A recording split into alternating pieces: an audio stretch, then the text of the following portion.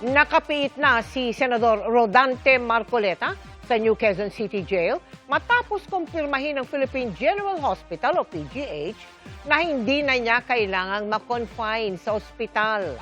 Nakatutok si Bea Pinlac.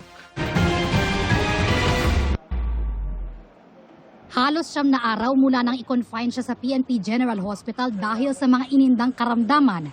Inilipat na sa New Quezon City Jail Male Dormitory sa Payatas si Senador Rodante Marcoleta na nakaharap sa kasong plunder at paglabag sa Presidential Decree No. 46 na nagbabawal sa mga public official na tumanggap ng regalo. Kaugnay ito sa pagtanggap niya ng 75 million pesos na donasyon na hindi niya idineklara sa kanyang Statement of Assets, Liabilities and Net Worth o SALN.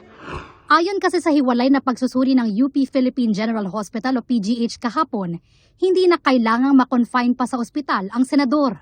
From the X-ray, the plasma clear up na yung pneumonia, yung kanyang hypertension control na.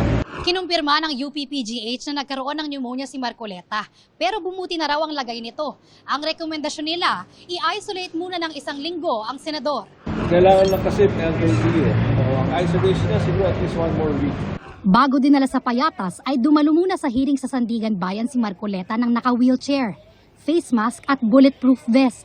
Hindi muna pinaghain ng sakdal si Marcoleta para sa kasong plunder dahil nakabinbin pa ang motion niyang ibasura ang reklamo laban sa kanya. Pero nang umalis ay naglakad na lang siya papunta sa coaster ng PNP CIDG na naghatid sa kanya sa New Quezon City Jail.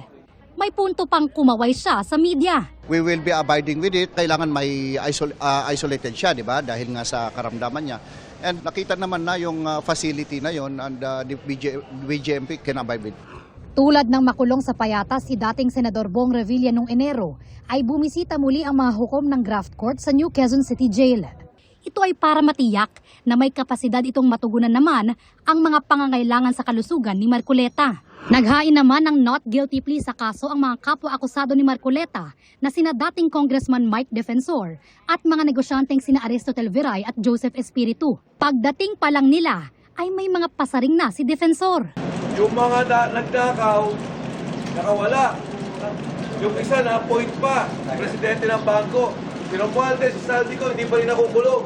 Si Manny Bonoan, ginawang state witness. Si Amina Pangandaman na sinabi ni Senator Lacson, presidente pa ng Islamic Bank. Nauna nang sinabi ng palasyo na walang masamang magtalaga ang Pangulo ng taong tingin nito ay kayang gumanap sa tungkulin ng maayos. Si dating Department of Public Works and Highways o DPWH Secretary Manuel Bonoan naman, sinabi ng ombudsman na tetestigo para madiin si dating Speaker Martin Romualdez sa mga flood control case. Itinanggi naman ni dating Congressman Zaldico na kumikbak siya sa mga proyekto kontra baha. Bea Pinlac, Nakatutok, 24 Oras.